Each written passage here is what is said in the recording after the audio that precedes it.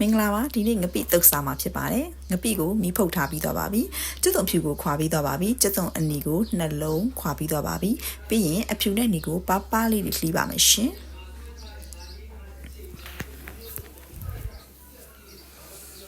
ကျုပ်သွန်ဖြူနဲ့နီလှီးပြီးသွားပြီဆိုလို့ရှိရင်တော့ဖြူနဲ့နီကိုရေသေးချာလေးဆေးပေးပါမယ်ရေဆေးပြီးသွားလို့ရှိရင်သေးချာရေးစင်အောင်ညှစ်ပေးပါမယ်ရှင်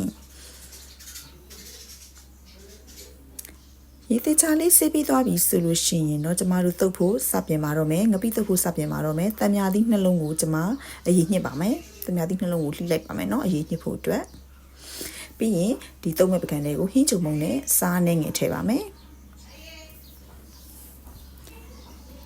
မြူသီးအလှော်မုံတစွန်ထည့်ပါမယ်ရှင်ဒီညမှာမိမိအဆက်ကြိုက်ရင်ကြိုက်သလိုထည့်လို့ရပါတယ်ရှင်ပြီးတော့ငပိဖုတ်ထားတာလေးတွေထည့်လိုက်မယ်တံမြာရည်လေးတွေညှစ်လိုက်ပါမယ်ဒီတမြာသီးညှစ်ထားတဲ့တမြာသီးအခွန်လေးတွေပေါ့နော်အရေးညှစ်ပြီးသားအခွန်လေးတွေကိုကျမကပပလှီးပြီးတော့ဒီငပိတုပ်နဲ့ပြန်ပြီးတော့တိုးစားမှာဖြစ်ပါတယ်ရှင်တမြာခွန်လေးတွေကိုမလွတ်ဖြစ်ပါဘူးပပလှီးပြီးတိုးစားမှာဖြစ်ပါတယ်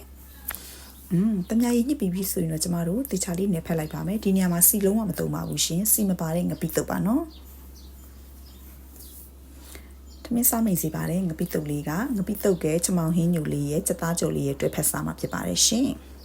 ခုနကတမြာကြီးညှစ်ထားတဲ့အခွန်လေးတွေကိုကျွန်မလှီးထားပါတယ်ကျေးဇူးတင်ပါတယ်ရှင်အားလုံးပဲလှူစားကြည့်ကြပါနော်